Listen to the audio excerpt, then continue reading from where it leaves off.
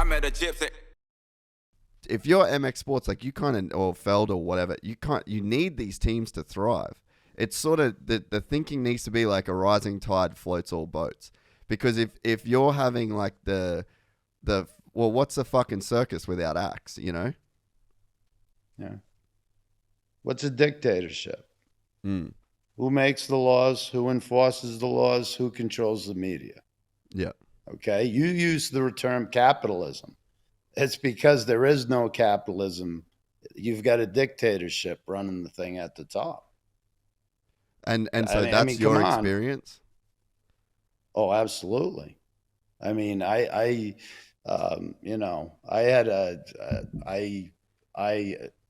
own Southwick. Oh, the really? day of the national. Yeah. Oh, Yeah. I didn't know that. When that got closed, I reopened it. I still haven't got my money back from reopening Southwick fully. Yeah, no. If you saw, I mean, you got to pay $100,000 to hold a race. And it's like, well, where does that money really go? Or what is it going for? And it's really, really, really hard to justify. And I sit back and I look now, okay, look at Southwick, the last 4 years that we got the national reopen. If we could have put that 400,000 back into the facilities, I mean, you could make awnings all around the track so that the fans would be protected if there's rain, they'd be protected from the sun. God forbid we could build bathrooms and not make the women go to fucking porta potties. I mean, what the fuck, it's just, there's so much stupidity, and there's just no real business experience taken and said, hey, let's create an industry here. Yes. How would you create an industry? Let's take a STASIC class, and you know what? Let's have a line of tracks all around all the population, and we're going to have STASIC races everywhere, free on the weekends. You don't think that would start to grow the sport?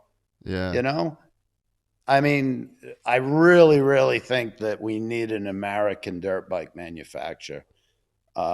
Without getting the political environment changed here on the ground in America, if you look at it, the OEMs, you just have,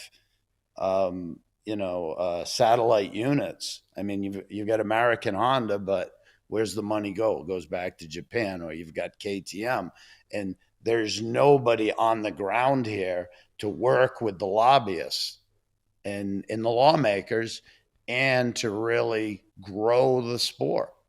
And I think that if somebody was able to create that opportunity, I really believe that the dirt bike industry could go back to, 72 when you were selling 1 million dirt bikes a year. And so paint me a picture. I've never heard that concept before of an American manufacturer. Paint me a picture of what that looks like to you, if you could do it right now. Well, if I could do it, you see, I kind of... You can't. I'm guessing you could. Well, no, I don't. No, I don't know the capital it would take there, but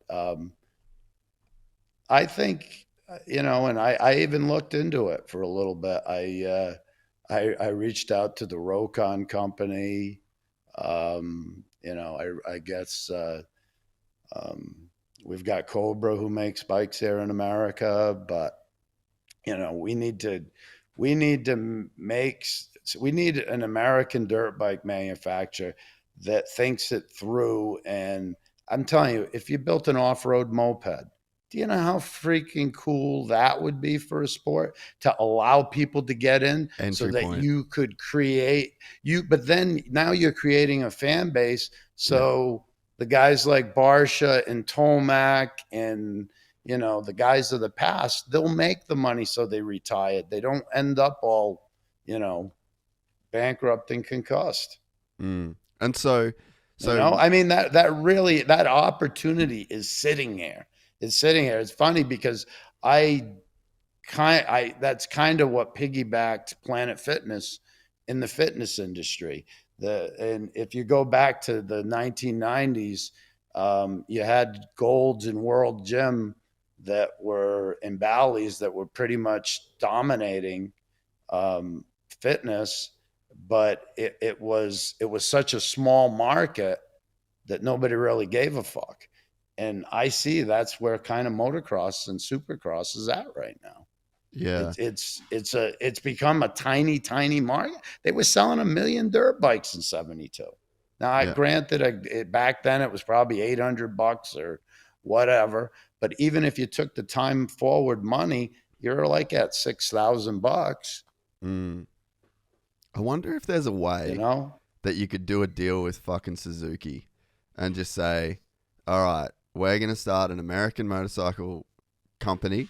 We're going to buy Suzuki platform, and then you redo the graphics, and then, like the plastics, make it look like an American bike, and then do the upgrades that make the Suzuki kind of shit, like put an electric start on it, and maybe get like a good electronics company, run like an electronics package. I wonder if that's like the entry level, because remember how Cowie did the Cowie and Suzuki partnered up together in 03 and 04 on the 250F for R&D.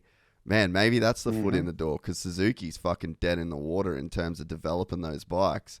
Maybe you can buy a platform. You need 400 bikes, right, to make it AMA legal to race? Don't get me going on that, but why are there any rules? Yeah. Seriously. There are tall guys, there are short guys, there are women that want to ride, all kinds of people that want to ride. With the height of the bikes, at my age, I'm more scared of loading the bike in and out. Yeah, It's craziness. And these bikes are so fast and so good. I just rode the new 450 Honda, and I'm like, what a freaking incredible rocket ship. But like, it's unattainable. Yeah. It's like you've taken it so far that nobody can use that bike. I mean, nobody can use it. Yeah. Hey, that's why I ride a 350. I'm like, I ain't fucking with 450. That's actually what I ride. Yeah. Yeah. Nice. Nice. I got no fucking ego in saying I ain't man enough to ride a 450. Yeah, they're heavier. They're way heavier. So you said something about that was kind of interesting about like if you had an American motorcycle manufacturer, you'd be able to lobby to the people that made the rules. Explain that. Mm-hmm. Well, I mean, politics in America, it's all about money and, influence. And when you have a manufacturer on the ground that's producing a product here, you're going to get the attentions. It'll create jobs. It'll do everything the industry needs. The industry came here and began to grow and took it over, but, Harley never, they tried to make that one dirt bike, and that was pretty much it. We're excited to announce the launch of our new membership site, GYPSYTales.com, packed with exclusive content and perks that you won't find anywhere else. This is your chance to become a part of the Gypsy Gang. And as a special bonus, if you sign up to an annual membership, you'll be entered into the draw to win our custom-built TC125. Gypsy Gang.